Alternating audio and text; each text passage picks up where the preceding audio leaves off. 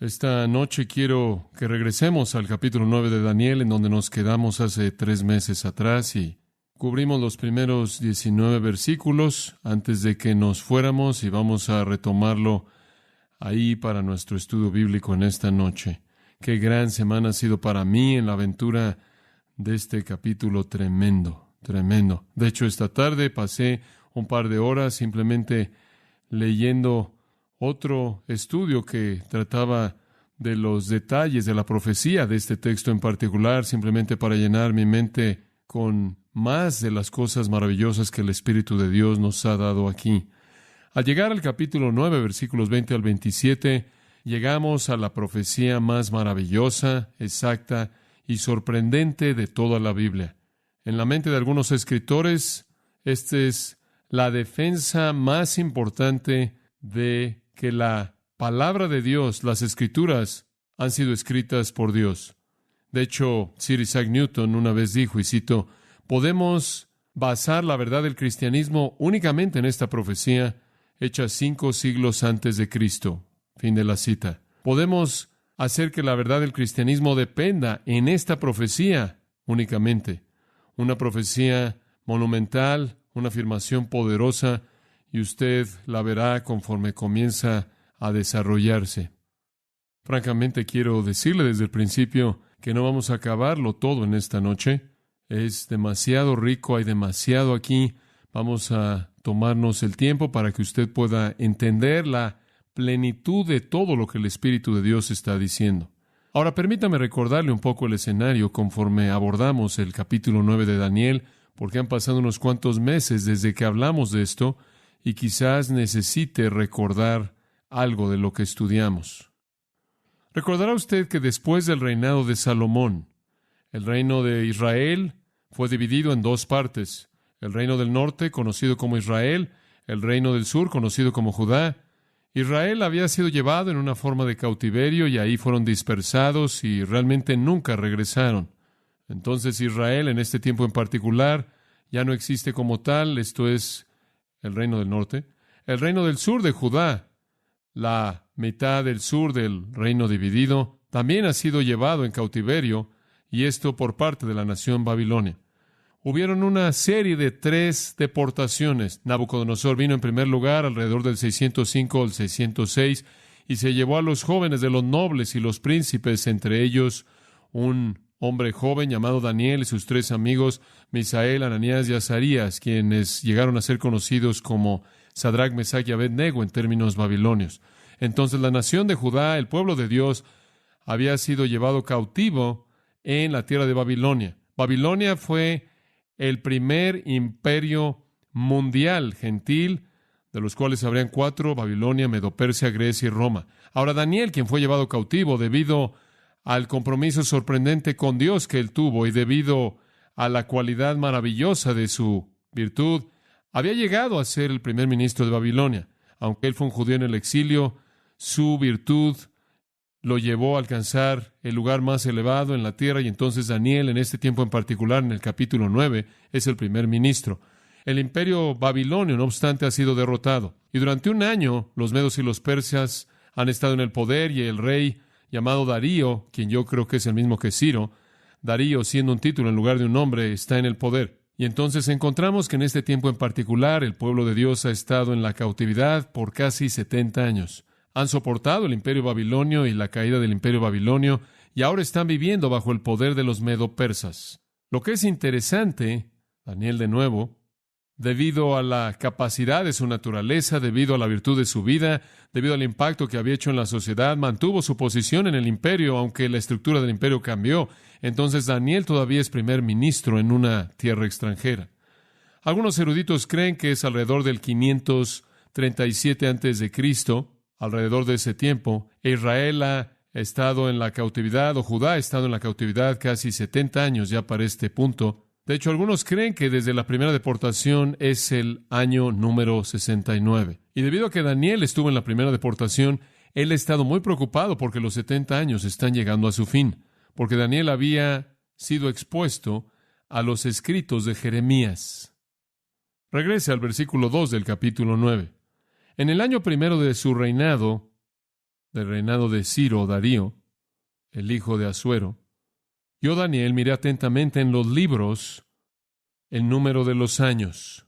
Él estaba leyendo en el canon del Antiguo Testamento de que habló Jehová al profeta Jeremías. Ahora, Jeremías había mencionado varias veces que la cautividad sería una cautividad de 70 años. Y entonces Daniel sabía que si Dios comenzaba a contar con la primera deportación, que los 70 años habían casi terminado. Ahora él no sabía si Dios comenzó con la primera deportación o la segunda deportación o la tercera deportación, la cual fue en el 586. Entonces realmente él no sabía específicamente cuándo comenzó y por lo tanto no sabía específicamente cuándo terminaba, pero él sabía que era inminente.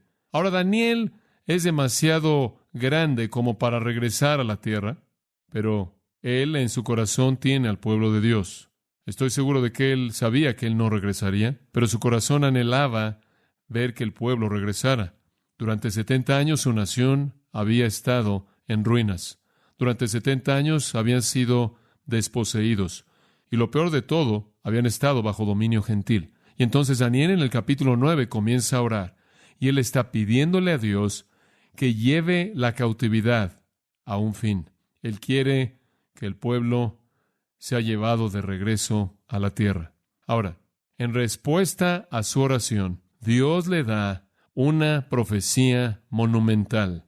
Y eso es lo que ocurre de los versículos 20 al 27. Su oración es del versículo 3 al 19. Ahora, mantenga en mente que esta no es la primera gran profecía dada a Daniel. Daniel recibió otras afirmaciones sorprendentes por parte de Dios. Usted recordará que las primeras dos grandes profecías que Daniel recibió estuvieron en el capítulo 2 y en el capítulo 7, y ambas trataron con los imperios mundiales gentiles. El capítulo 2 le dio a Daniel un panorama amplio de la historia mundial gentil, los 4 grandes imperios que serían sucedidos por un imperio final grande, un quinto, el cual sería el reino del Dios Altísimo y de su Hijo, el Señor Jesucristo. Después, en el capítulo 7, Dios le dio esa misma visión en otro formato y añadió el elemento entero del anticristo y cómo el gobierno mundial, en su forma final, de la fase final del poder gentil mundial terminaría. Entonces, las visiones de Daniel hasta este punto han estado relacionadas primordialmente con las potencias mundiales gentiles. Pero desde el capítulo 7, versículo 28 en adelante, el enfoque se vuelve de los gentiles y se concentra en los judíos, Israel, el pueblo de Dios. Y el capítulo 9 nos da esta gran profecía del pueblo de Dios. Si usted ve el versículo 24, le dará una pista. 70 semanas están determinadas sobre tu pueblo y sobre tu santa ciudad. Y esa es una afirmación del contenido básico de esta profecía, que se relaciona con Israel o Judá, si usted lo está viendo desde el punto de vista del reino del sur.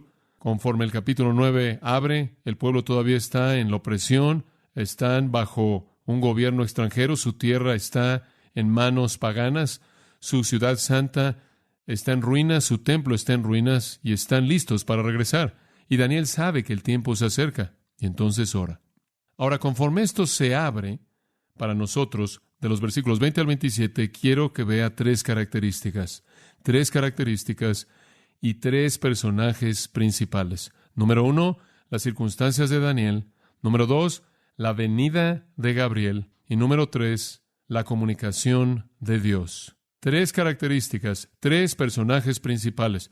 Las circunstancias de Daniel, la venida de Gabriel y la comunicación de Dios. Veamos en primer lugar las circunstancias de Daniel en el versículo 20. Y por cierto, lo encontramos en circunstancias muy familiares. Aún estaba hablando y, ¿qué? Orando. Si en algún punto hubo un hombre en la Biblia que estuvo asociado con la oración, es Daniel, ¿no es cierto? De hecho, él estaba tan comprometido con la oración que lo llevó a un foso de leones. Daniel fue un hombre de oración. Daniel estaba orando. Si usted regresa al versículo 3 del capítulo 9, usted encontrará el comienzo de su oración. Y volví mi rostro a Dios el Señor, buscándole en oración y ruego, en ayuno, cilicio y ceniza. Y oré a Jehová mi Dios. Este es un hombre que toma en serio su oración. Esto no es caprichoso. Esta no es una emoción pasajera. Este es un hombre que está determinado en orar con gran compromiso. Daniel fue un hombre de oración. De hecho, fue en el capítulo 6, usted recordará, que este gran compromiso con la oración fue la trampa que usaron para arrojarlo a los leones. Pero él nunca titubeó. Si usted regresa al capítulo 6, versículos 10 y 11, usted encuentra que no importó cuál fue el decreto del rey, Daniel iba a orar sin importar lo que pasara, y Dios lo sostuvo debido a su fidelidad. Él vio hacia Jerusalén como era su costumbre y oró 3 veces cada día, porque así es como él había sido preparado y estaba comprometido con hacer eso, y entonces lo encontramos en una circunstancia común. Ahora observe de nuevo el versículo 20 y usted encontrará ahí 4 verbos que son importantes. Aún estaba hablando, llorando y confesando mi pecado y el pecado de mi pueblo Israel, y derramaba mi ruego delante de Jehová mi Dios por el monte santo de mi Dios. 4 verbos: hablando, orando, haciendo confesión y rogando. Simplemente 4 maneras de hablar acerca de su oración. 4 elementos, 4 ingredientes, 4 facetas. Y creo que, en cierta manera, están ahí para resumir en cierta manera los versículos 3 al 19. Esos 4 verbos, por cierto, se repiten en algún lugar en la oración en los versículos 3 al 19. Y entonces, esta es la manera en la que el Espíritu Santo está diciendo. Ahora, mientras que Daniel estaba orando esa oración y el Espíritu Santo simplemente escoge 4 verbos seleccionados de el contenido de la oración para resumirla. Mientras que Daniel estaba en medio de la oración, en otras palabras, la idea es que antes de que la oración hubiera terminado, mientras que todavía estaba orando, Dios comenzó a moverse. Ahora, podríamos decir mucho acerca de Daniel, pero creo que quizás lo más grande acerca de Daniel está al final del versículo 20 en términos del enfoque de su oración. Hay muchas cosas en las que usted se podría enfocar en la oración. Daniel tuvo el enfoque correcto. La mayoría de la gente tiene el equivocado. Créalo o no, la mayoría de la gente, la mayoría de nosotros incluidos, en la mayor parte del tiempo oramos para consumirlo en nuestros propios deseos. Esa es básicamente simplemente la manera en la que oramos. Señor, dame esto. Señor, protégeme de aquello. Señor, asegúrate de que tenga lo que necesito. Señor, yo. Pero ese nunca fue el enfoque de Daniel. Él estaba hablando, llorando y confesando su pecado y los pecados de su pueblo, Israel, y presentando su ruego, presentándolo delante de Jehová mi Dios. ¿Y con qué propósito? Por el monte santo de mi Dios. Fue por causa de Sión. Fue por la persona de Dios. Fue por su nombre santo. El monte representando toda su gloria. Él oró por la gloria de Dios y ese fue el corazón y el enfoque de su oración. Me entristece tanto cuando oigo a la gente decir, bueno, necesitas demandar esto de Dios y demandar aquello de Dios, y debes decirle a Dios que te tiene que dar esto y tienes que reclamar esto y aquello. Daniel oró por la gloria de Dios, no por su satisfacción personal. Y en respuesta a eso, él recibió una profecía sin paralelos.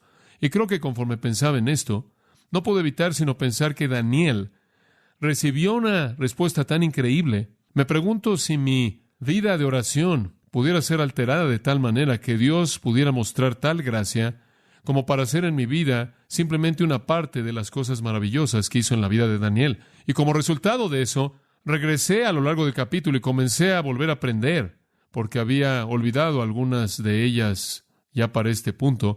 Volví a repasar las características de la oración de Daniel, que liberó una palabra como esta por parte de Dios. No podía evitar sino pensar, ¿qué hay en la oración de Daniel que causó una respuesta así? De hecho, en el versículo 21 dice, sí, mientras que estaba hablando en oración, el varón Gabriel, a quien había visto en la visión al principio, voló rápidamente y me tocó. Ahora escuche esto. Digo, el hombre ni siquiera había dicho amén antes de que el ángel llegara con la respuesta. Ahora, esa es la manera en la que debemos orar. Y cuando la respuesta llegó, fue una respuesta más maravillosa de lo que jamás alguien se podría haber imaginado. ¿Cómo es que alguien puede orar para recibir una respuesta divina como esta? ¿Cómo es que alguien puede orar como para ser tan bendecido? Entonces regresé a lo largo del capítulo y lo haré únicamente brevemente para usted. ¿Qué estuvo bien en la oración de Daniel? ¿Qué lo hizo una oración que fuera respondida de esta manera? ¿Qué había en esta oración que tocara a Dios de esta manera? Porque parece que a veces cuando oramos y no tenemos el sentido del toque de Dios, ¿qué hubo ahí? Recuerde, si es tan amable, en primer lugar, él oró en respuesta a la palabra de Dios. Él oró en respuesta a la palabra de Dios. Su oración nació de la experiencia de la palabra. Ese es el versículo 2. Entendí por los libros el número de los años. Estaba leyendo Jeremías y volví mi rostro al Señor. En otras palabras, los parámetros de sus oraciones fueron establecidos por la palabra de Dios. Él oró dentro del marco de la revelación de Dios. Él probablemente leyó Jeremías 25:11, Jeremías 25:12, Jeremías 29:10, porque todos esos versículos hablan de los 70 años. Y él dijo, yo sé cuál es el propósito de Dios. El propósito de Dios son 70 años. Y coherente con la revelación de Dios, ahora puedo orar, porque Dios envía a mi pueblo de regreso, porque es coherente con el marco de tiempo que Él ha establecido en su propia palabra. Entonces, lo primero que usted aprende de la oración es que la oración debe estar alineada con la revelación de Dios. Usted no puede orar de manera correcta a menos de que usted entienda los propósitos eternos de Dios. ¿Se da cuenta? En segundo lugar, y tengo que añadir eso simplemente porque es tan obvio, Él oró no solo en respuesta a la palabra de Dios, sino de acuerdo con la voluntad de Dios. Él dijo, Señor, tú ya has dicho que lo vas a hacer, entonces hazlo. De hecho, la única petición en la oración entera y todo lo que vemos de los versículos 13 al 18 es simplemente preparación. Y él finalmente llega al versículo 19 y aquí está la petición. Oye, Señor, oh Señor, perdona, presta oído, Señor, y hazlo. Esa es la petición. Una palabra, hazlo. Dijiste que lo ibas a hacer, está en tu palabra que lo vas a hacer, es tu voluntad hacerlo, hazlo, según la voluntad de Dios. Si pidierais algo en mi nombre, de acuerdo con mi voluntad, lo haré. Entonces Daniel dice, dijiste que lo harías, hazlo. Así debemos orar. Él oró en tercer lugar, con ferviencia. Versículo 3, volví mi rostro. Ese es un hebraísmo para hablar de un espíritu determinado. Volví mi rostro a Jehová Dios. Y él lo tomó en serio, él ayunó. De hecho, algunos comentaristas creen que Gabriel comenzó a volar cuando él comenzó a ayunar, antes de que él siquiera comenzara a orar, porque Dios con toda seguridad no quiso oír su petición antes de que él supiera lo que él iba a pedir. Él estaba determinado, él fue ferviente. Él oró con abnegación. Versículo 4, hice mi confesión. Digo, el hombre comenzó con el hecho de que él no era digno, ¿verdad? Cuando usted va a la presencia de Dios, usted tiene que ir en base a esa premisa, que usted no es digno. Y él oró por otros. Ese realmente fue el corazón de su oración. Notará en el versículo 5, nosotros, versículo 6, nosotros hemos, versículo 7, nosotros, todo Israel, versículo 8, nosotros, nuestro, nosotros, versículo 10, nosotros, versículo 11, todo Israel, nosotros, hemos, nosotros. No hubo nada egoísta en su oración. Él oró por Israel. Entonces él oró en respuesta a la palabra de Dios, según la voluntad de Dios, con ferviencia, abnegación, oró por otros, oró con confesión, ¿no es cierto? Ese es el número 6. Versículo 5 dice, hemos pecado, hemos cometido iniquidad, hemos actuado impíamente, nos hemos rebelado, hemos dejado tus preceptos, tus ordenanzas, nunca hemos oído a tus profetas. Como puede ver, él está enfrentando su propio corazón, el corazón de su pueblo. Él oró en séptimo lugar dependiendo de Dios, dependiendo de manera total de Dios. Él dijo, eres un gran, versículo 4, Dios asombroso. Tú guardas tu pacto, tú muestras misericordia a aquellos que te aman y a aquellos que guardan tus mandamientos. En otras palabras, él oró su oración en dependencia de la promesa absoluta, incambiable, de un Dios incambiable. Y finalmente yo diría que se enfocó en la gloria de Dios. El punto entero de su oración estuvo en la gloria de Dios. Eso fue todo. Hazlo por causa de ti, versículo 19. Oh Señor, oye, oh Señor, perdona, oh Señor, escucha y no te tardes. Y aquí viene, por causa de ti, oh mi Dios, por tu ciudad y tu pueblo que es llamado por tu nombre. Este es tu pueblo y tu ciudad y tu nombre están en juego. Y él estaba orando. Y él estaba orando de la manera correcta. Hay otra pequeña nota acerca de su oración también en el versículo 21, obsérvelo. Dice al final del versículo que el ángel Gabriel vino, y me gusta esto, vino a mí como a la hora del sacrificio de la tarde. Ahora, eso es algo muy especial, la hora del sacrificio de la tarde. Daniel había traído su oración a Dios en un tiempo muy, muy especial. Este era el tiempo del sacrificio de la tarde. Y también era un tiempo de oración, 3 de la tarde. Era el tiempo. Esdras 9 indica que este tiempo también fue un tiempo de oración en el versículo 5. Pero tradicionalmente este fue un tiempo muy especial en la tarde. Daniel, cuando estaba viviendo en Jerusalén antes de la cautividad como niño, habría recordado, el humo se levantaría del templo porque un cordero había sido matado y el cordero era matado para el pecado y ofrecido a Dios. Los pecados eran confesados. El que traía al cordero colocaba sus manos sobre el cordero y de esta manera simbolizaba identificación y confesaba su pecado con sus manos sobre el cordero y después el cordero era ofrecido como un sacrificio. Daniel habría recordado eso y él también habría recordado que se ofreció una comida y también una ofrenda de bebida asociada con ese sacrificio. Pero permítame tan solo darle un pequeño pensamiento aquí. ¿No es interesante que 69 años después Él todavía es fiel al sacrificio de la tarde, aunque Él no ha estado en uno durante 69 años y aunque no hay un templo que Él vea? Ahora, ya hay un hombre que no olvida, y esa fue la clave de su éxito espiritual. Muchas personas se fueron de Israel, se metieron en una tierra pagana y olvidaron todo, pero no Daniel. Recordar de nuevo ancla el alma. Y entonces él recordó. Él pudo recordar, aunque no había habido un sacrificio desde el 586 antes de Cristo. Y ahí estaba él, y qué momento tan apropiado fue para confesar sus pecados. Él estaba confesándolos. Y yo simplemente creo que diariamente a las 3 de la tarde pudo haberlo hecho porque, debido a la tradición en la que él fue creado, su tiempo de confesar pecados, aunque no se había ofrecido sacrificio. Y entonces Daniel vino a Dios en oración, pero él vino con un sentido de la necesidad de una limpieza. Entonces él estaba orando. Las circunstancias de Daniel. En segundo lugar, la venida de Gabriel.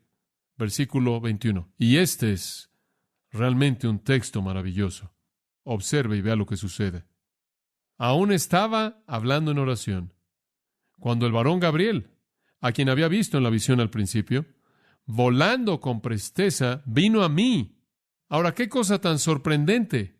Daniel todavía está orando y el ángel llega antes de que él siquiera termine. Ahora, eso le dará a usted una pequeña idea de cuán rápido vuelan los ángeles. El cielo no está muy lejos cuando usted tiene un cuerpo sobrenatural. Observe que dice el varón Gabriel o el hombre Gabriel. Ahora, eso no es para negar que él es un ángel. Únicamente es para identificarlo con la aparición previa en el capítulo 8, versículo 16, porque en el capítulo 8, versículo 16, recordará cuando Daniel estaba ahí en la costa del río Ulai, él oyó la voz de un hombre y la voz del hombre lo llamó y dijo: Gabriel, haz que este hombre entienda las visiones. Entonces, cuando él se acercó en donde yo estaba y cuando él vino, tuve miedo y caí sobre mi rostro y él me dijo: entiende, oh hijo del hombre, y demás. En el 8º capítulo, Daniel confrontó a Gabriel, el ángel, en una forma humana. Y la razón por la que él es llamado aquí, el varón Gabriel, probablemente es mejor entendida como una manera de identificarlo con la misma forma visible.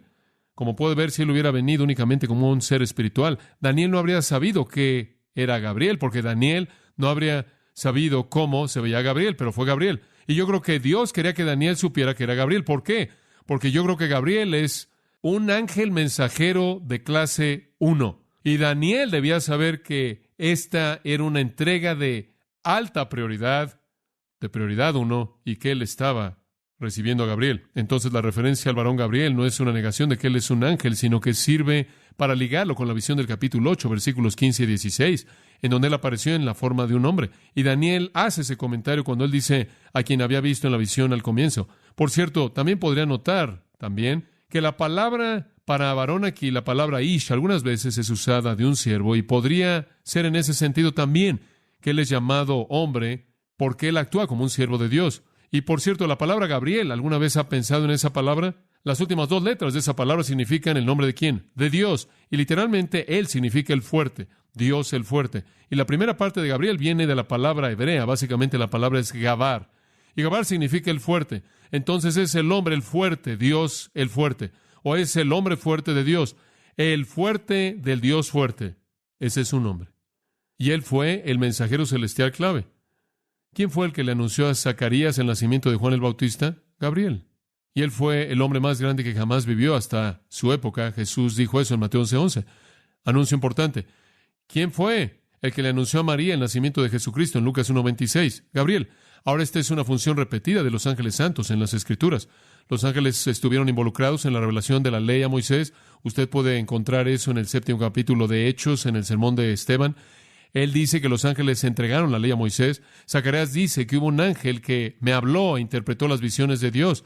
Gran parte del libro de Daniel, gran parte del libro de Apocalipsis vino a través de ángeles. Los ángeles fueron usados como mensajeros de Dios. Ahora de regreso al versículo 21. Este ángel voló rápidamente. Tan rápido que llegó ahí antes de que Daniel terminara de orar. Y por cierto, simplemente mantenga esto en mente. Los ángeles literalmente no son omnipresentes Entonces tienen que ir de algún lugar a otro lugar, ¿verdad? Entonces es cuestión de velocidad. Es correcto, es cuestión de velocidad.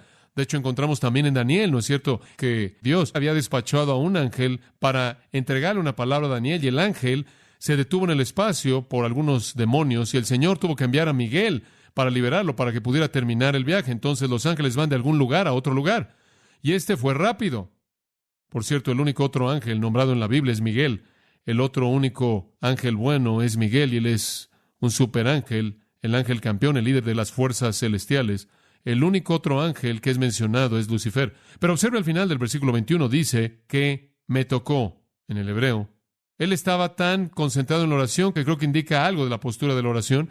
Daniel estaba involucrado de manera tan intensa en la oración, sin duda alguna sus ojos estaban cerrados, su cabeza estaba inclinada, y el ángel tuvo que tocarlo para despertarlo, para que estuviera alerta a su presencia. Después, versículo 22. Y me hizo entender y habló conmigo diciendo: Daniel, ahora he salido para darte sabiduría y entendimiento. Y Gabriel le habla acerca de su misión. Ahora, la oración de Daniel no fue para entendimiento, y la oración de Daniel no fue para capacidad. Y realmente esas dos palabras significan prácticamente lo mismo. Es muy difícil distinguir entre las dos. Pero Daniel no estaba pidiendo algo para sí mismo. Daniel no estaba pidiendo entendimiento para el futuro. Daniel no era algún tipo de amante de la profecía. Oh, Señor, simplemente muéstrame lo que va a pasar. ¿Se da cuenta? Digo, lo que le preocupaba a Daniel era el propósito y el plan de Dios, no la fascinación del futuro. Pero el ángel dijo: quiero informarte, he venido, oh Daniel, para darte sabiduría y entendimiento. El Señor quería asegurarle a Daniel de su propósito inalterable de cumplir todas sus promesas, y quería asegurar a Daniel de manera plena para que no hubiera duda alguna en su mente. Versículo 23. Al principio de tus ruegos, cuando comenzaste este proceso de oración, y esta es la razón por la que algunos comentaristas creen que fue cuando él comenzó a ayunar, porque ese fue el comienzo real de la oración, inclusive antes de que él hubiera pronunciado la oración. Pero al principio, cuando fuera que fue al principio del día, fue dada la orden. ¿De dónde cree que fue dada? Vino de Dios. Todos los mandamientos de los ángeles vienen de Dios. Y yo he venido para enseñártela. Ahora escucha esto. Porque tú eres muy amado. ¿No es eso tremendo? Es un pensamiento tremendo. Apenas cuando comenzaste a orar, el mandamiento vino. Envíale una respuesta y llévala de primera mano. Y quiero que Gabriel se la entregue en persona. Ahora, ¿cómo es posible que usted llegue a tener acceso a ese tipo de recurso divino? Creo que tiene que ver con la virtud de su oración y la calidad de su vida. Fue dada la orden. Y por cierto, la orden está en los versículos 24 al 27, como lo veremos. Gabriel fue el agente divino. ¿Por qué? ¿Por qué es que Dios respondió a su oración? No solo porque él oró como él debió haber orado, sino porque él fue lo que debió haber sido. ¿Lo ven en el versículo 23? Porque tú eres muy amado. Oh, qué pensamiento es ese. ¿Qué pensamiento es ese? Creo que un buen paralelo, acabo realmente de pensar en esto en este momento, está en el libro de Judas. Hay un título maravilloso en el versículo 20 de Judas. No necesita pasar ahí, simplemente escúchelo. Dice esto: mas vosotros, amados, edificando vuestra santísima fe, orando en el Espíritu Santo, guardaos en el amor de Dios. ¿Y qué quieres decir? Guardaos, manténganse en el amor de Dios. Hombre, inicialmente esa es una afirmación aterradora, ¿no es cierto? ¿Qué tengo que hacer para mantenerme en el amor de Dios? ¿Qué está diciendo él? ¿Está él diciendo que puedo estar fuera del amor de Dios? Bueno, no en el sentido definitivo, pero creo que la manera de percibir eso es esta. Hay, por así decirlo, si usted traza un círculo en el suelo en algún lugar, simplemente para efectos de una imagen mental, y un gran círculo, y asume que dentro de ese círculo, y por cierto el círculo tiene una O alrededor de él, y eso representa una gran palabra en el Nuevo Testamento. ¿Cuál es? Obediencia. Entonces lo llamo el círculo de la obediencia. Pero usted traza este círculo grande, y mientras que usted está dentro de él, ahí es en donde llueve el amor de Dios. Ahí es donde el amor de Dios está liberando bendición en su plenitud. Ahora, mientras que usted se mantiene dentro de ese círculo, usted está manteniéndose en el amor de Dios. La bendición de Dios siempre va a ser derramada en los obedientes. Tan pronto como usted sale de ese círculo y usted comienza a ser desobediente, no es que Dios ha dejado de derramar la bendición. Es que usted se acaba de salir de los parámetros en los que eso está sucediendo. No es que Dios dice, oh Daniel, te amo más que nadie más. Lo que Él realmente está diciendo es, Daniel, tú estás en una mejor posición que la mayoría para recibir la bendición que quiero darle a todos, pero debido a la ausencia de virtud en sus vidas, no lo puedo hacer. En otras palabras, hay cierto tipo de vida que lo coloca usted en el centro mismo del círculo de la lluvia de la bendición eterna de Dios. Y ahí es exactamente en donde Daniel estaba. No sé usted, pero ahí es donde yo quiero estar. ¿Quiere usted estar ahí? Yo pienso en esto y después pienso en Juan. Él dice, porque tú eres muy amado. Y Juan, cuando él escribe acerca de sí mismo, él dice, y ahí estaba Pedro, y estaba Andrés, y ahí estaba Jacobo, y después ahí estaba el discípulo a quien ¿qué? Jesús amaba. Digo, ¿por qué llamarse a usted mismo Juan cuando usted se puede llamar así, verdad? Y entonces Daniel, no solo debido a que su vida de oración era correcta, sino que su virtud era correcta, estaba tan bien, él fue grandemente amado por Dios. ¿Sabe lo que eso también me dice? Eso me dice que Dios tiene la capacidad de responder a mi obediencia, que Dios de hecho derrama bendición cuando yo soy obediente a Él. Yo quiero ser muy amado porque quiero experimentar lo que eso significa para su gloria. Entonces Él dice, al final del versículo 23, ¿entiende? ¿Pues qué? Debido a que eres muy amado, quiero que entiendas la visión, quiero que entiendas el asunto. Usted tiene que pensar y escuchar con atención. Una mejor manera de entender la palabra visión sería traducir la apariencia, porque realmente no es una visión. Este es el ángel Gabriel real, ahí en algún tipo de forma física. Es una aparición real de Gabriel en lugar de una visión, y entonces Dios le envía a su ángel, y vemos las circunstancias de Daniel y la venida de Gabriel. Esto nos lleva, en tercer lugar, a la comunicación de Dios. La comunicación de Dios. Versículos 24 al 27. Simplemente escuche esto. 70 semanas están determinadas sobre tu pueblo y sobre tu santa ciudad para terminar la prevaricación y poner fin al pecado y expiar la iniquidad para traer la justicia perdurable y sellar la visión y la profecía y ungir al santo de los santos. Sabe pues y entiende que desde la salida de la orden para restaurar y edificar a Jerusalén hasta el Mesías príncipe, habrá 7 semanas y 62 semanas se volverá a edificar la plaza y el muro en tiempos angustiosos. Y después de las 62 semanas se quitará la vida al Mesías, mas no por sí, y el pueblo de un príncipe que ha de venir destruirá la ciudad y el santuario, y su fin será con inundación, y hasta el fin de la guerra durarán las devastaciones, y por otra semana confirmaré el pacto con muchos. A la mitad de la semana hará cesar el sacrificio y la ofrenda. Después, con la muchedumbre de las abominaciones vendrá el desolador, hasta que venga la consumación y lo que está determinado se derrame sobre el desolador. Ahora usted sabe por qué el ángel le dijo que escuchara con atención. Usted ha leído eso muchas veces y probablemente no entiende todo lo que acabo de leer. Esa es una afirmación muy compleja, muy compleja. Sin embargo, sorprendentemente precisa. Permítame ver si puedo darle un pequeño resumen para que pueda tener una idea de lo que dice. En primer lugar, la profecía entera tiene que ver con el pueblo de Dios y la ciudad de Daniel. Esto es la nación de Israel y la ciudad de Jerusalén. En segundo lugar, hay 2 príncipes diferentes mencionados. Está Mesías, el príncipe, en el versículo 25, y está el príncipe que vendrá en el versículo 26. Uno es Cristo y uno es el anticristo. En tercer lugar, el periodo entero de tiempo involucrado es exactamente especificado como 70 semanas, versículo 24, y 70 semanas son divididas en 3 secciones. La primera sección son 7 semanas, la siguiente son 62 semanas, y la última es 1 semana. Entonces usted tiene 3 segmentos. El periodo de tiempo entero comienza, según el versículo 25, con la salida del mandato a restaurar y reedificar Jerusalén. El fin de todo, en el versículo 25, es cuando el Mesías, el príncipe, viene. Ahora eso es simplemente un panorama general, y lo veremos conforme avanzamos a lo largo de este texto. Observa el versículo 24, y no lo vamos a terminar. De hecho, quizás no lleguemos tan lejos como pensaba llegar esta noche, pero vamos a entrar al versículo 24 por un momento. 70 semanas están determinadas sobre tu pueblo. Ahora quiero que observe la palabra determinadas. Esta es una indicación divina. Esto nos dice que Dios tiene un plan, que Dios diseña el curso de la historia, que Dios ha predeterminado lo que está pasando.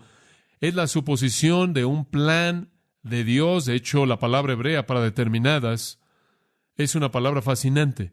Literalmente significa cortar algo. Y la idea es que en toda la historia humana, en todo el flujo de la historia humana, Dios ha cortado un segmento de tiempo y lo ha sacado para sus propios propósitos con su propio pueblo.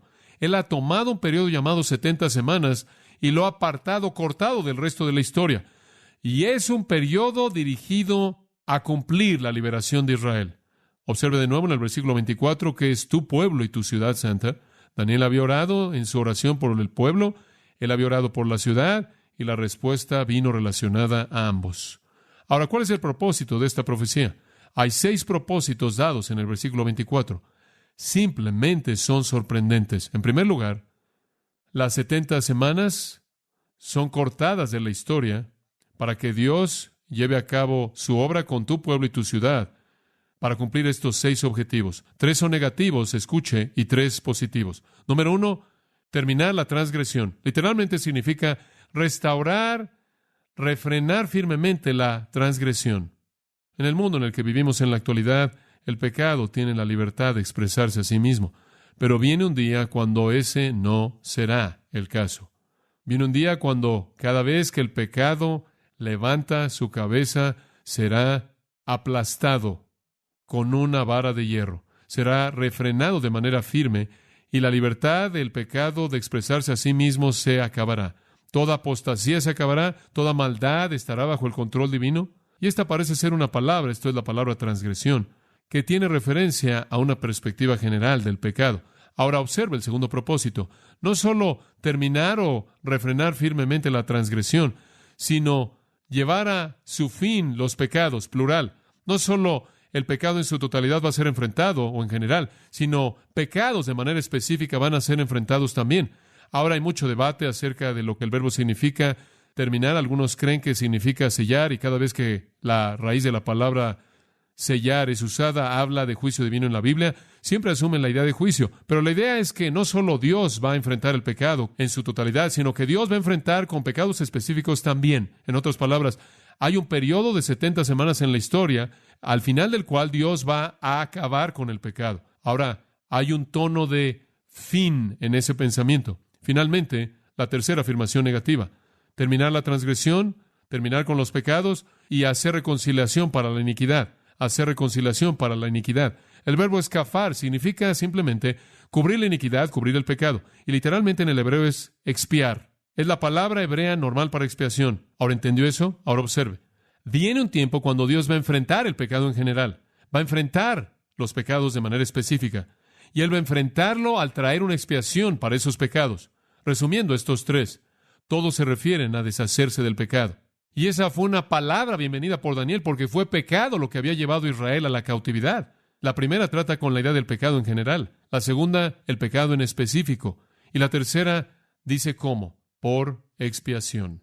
Y realmente creo que lo que Daniel ve, pero no ve, de lo que el Espíritu de Dios habla aquí, tiene que ser la venida de Jesucristo y su obra en la cruz. Fue en la cruz que el pecado en general fue enfrentado, ¿verdad? Aunque la aplicación plena de eso espera su segunda venida. Fue en la cruz que los pecados de manera específica fueron enfrentados conforme Él los llevó en su propio cuerpo. Fue en la cruz que la expiación se llevó a cabo. Y entonces veo en esos primeros 3 propósitos de las 70 semanas un retrato de la cruz y su provisión maravillosa y sorprendente para el pecado. La cabeza de Satanás fue herida. ¿En dónde? En la cruz. Aunque la sentencia final no ha sucedido aún. Todo nuestro pecado fue pagado, ¿verdad? Todos nuestros pecados fueron cubiertos. No solo se cubrió el problema general de una naturaleza de pecado, sino que también recibimos de la cruz el perdón de todo pecado específico. Entonces el pecado está siendo cubierto aquí. Después hay 3 propósitos positivos para las 70 semanas. Número 1, traer justicia eterna. ¡Qué gran intercambio! Usted quita el pecado y usted trae la justicia eterna. Literalmente está en el plural, es la justicia de las edades, la justicia de los eones, la justicia permanente de la eternidad. La justicia toma el control permanente. Ahora escuche esto. Los judíos nunca vieron en el Antiguo Testamento la distinción entre la primera y la segunda venida de Cristo y el espacio que había entre ellas. entonces usted puede tener una profecía en el Antiguo Testamento que llega a la cruz y es seguida inmediatamente por un entendimiento del reino, porque el espacio o la época de la iglesia es un misterio. Entonces, las primeras tres son cómo es que Dios va a enfrentar el pecado, y las siguientes tres, cómo es que Él va a establecer la justicia eterna. La quinta dice que Él sellará la visión y la profecía. En otras palabras, vendrá un fin para la revelación, vendrá un fin para las profecías, vendrá un fin para las visiones. ¿Por qué? Porque en su reino grande, glorioso y eterno, cuando esté finalmente establecido, conoceremos como somos conocidos, la revelación cesará, todo el conocimiento será nuestro.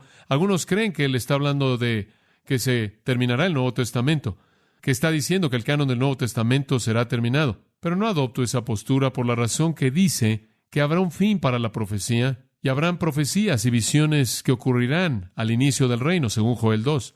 Entonces tiene que haber lugar para eso en el futuro. Entonces veo esto como la consumación final. Y no puede ser demasiado quisquilloso con encajarlo todo en un pequeño bosquejo cronológico. Lo que el profeta está diciendo es que viene un tiempo cuando el Mesías vendrá, y el Mesías terminará con el pecado, y el Mesías traerá el reino de justicia eterna, y no habrá necesidad de que nosotros estemos recibiendo pequeñas revelaciones especiales, porque todo nos será descubierto. Todo. Y creo que Él ve, especialmente en un contexto judío, la glorificación de los santos judíos en el reino. Finalmente, esta es una buena palabra al final del versículo 24. Y vamos a parar con esto. Ungir, ahora escucha esto, el santo, o mejor, un santo de santos, o un santísimo. Ahora, ¿qué es esto? La mejor traducción, amados, es un santo de santos. Y lo que está diciendo es simple. La frase santo de santos se refiere o al lugar santísimo en el tabernáculo o al lugar santísimo en el templo. Y yo creo que lo que está diciendo es que al final, con la justicia eterna y con conocimiento completo, conoceremos como somos conocidos. También se establecerá un templo en el reino. Y lo único que tiene que hacer es leer Ezequiel 40 al 48 para encontrar esa confirmación. Este es el templo restaurado del reino milenario. Entonces usted entiende el panorama, ¿verdad? Resumiéndolo, usted tiene una profecía aquí. Y si esto no abre su apetito para la semana próxima, no sé cómo hacerlo. Usted tiene una profecía aquí que se estira desde el día de Daniel hasta el tiempo cuando el Mesías viene, cuando Él acabe con el pecado y los pecados, y Él expía, y Él establece un reino de justicia eterna, y Él termina con las visiones y las profecías. Un pensamiento maravilloso. Y Él construye un templo milenario magnífico e incomparable. Esta profecía se estira desde el día de Daniel hasta el final. Y lo que es sorprendente es que el profeta nos dice exactamente cuánto va a ser. 70 semanas. 70 semanas. Las primeras tres partes negativas de esta perspectiva parecen apuntar a la cruz. Los segundos tres puntos positivos parecen ir más allá de la cruz hasta el reino. Y eso nos muestra que hay un espacio aquí. Sabemos que serán 70 semanas desde el tiempo de Daniel hasta el final. Pero también sabemos que esas 70 semanas están divididas en tres secciones. Primero hay un periodo de 7 semanas, después hay un periodo de 62 semanas, y después hay un periodo final de 7 semanas. Vamos a descubrir que hay un espacio ahí que explica la distinción entre la venida de Cristo la primera vez y la segunda vez. Ahora, si usted quiere saber específicamente qué son las 70 semanas, venga usted el próximo domingo y le voy a decir. Permítame tan solo reiterar, conforme partimos en esta noche, ¿qué es lo que el Espíritu de Dios le ha dicho a usted en esta noche? Creo que el resumen de lo que yo percibo en mi propio corazón es esto. Daniel recibió las mejores cosas que Dios jamás podía darle. ¿Y sabe usted qué es lo mejor que Dios jamás puede dar? Un sentido de su propia presencia. ¿Qué quiero decir con eso?